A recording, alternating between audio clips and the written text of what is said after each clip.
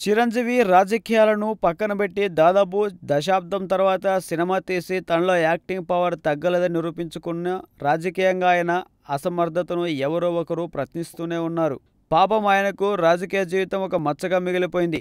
తాజాగా సీనియర్ నటీమణి మాజీ MP Jayaprada megastar చిరంజీవిపై setter వేశారు.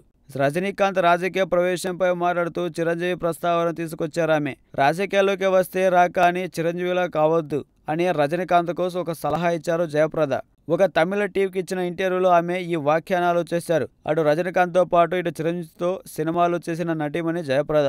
అందుకే కాబోలు ఆయన మీదున్న సానుభూతితో ఇలా సూచనలు చేసినట్టుంది. తాను రాజకీయాల్లోకి వచ్చి ఎలా ఇబ్బంది పడుతున్నది తెలిస్తే పైగా చిరంజీవిని కూడా మరో ఉదాహరణగా చూపించి నిర్ణయాలు ఆచితూచి తీసుకోవాలని చెప్పినట్టుంది. జయప్రద రాజకీయ రంగ ప్రవేశం టీడీపీ నుంచి జరిగింది. ఆ తర్వాత పలు కారణాలతో ఆమె పార్టీకి కాకుండా ఏపీకే దూరమై ఉత్తరప్రదేశ్లో అమర్ సింగ్ ఆశీస్సులతో సమాజ్వాదీ పార్టీ పంచన చేరింది.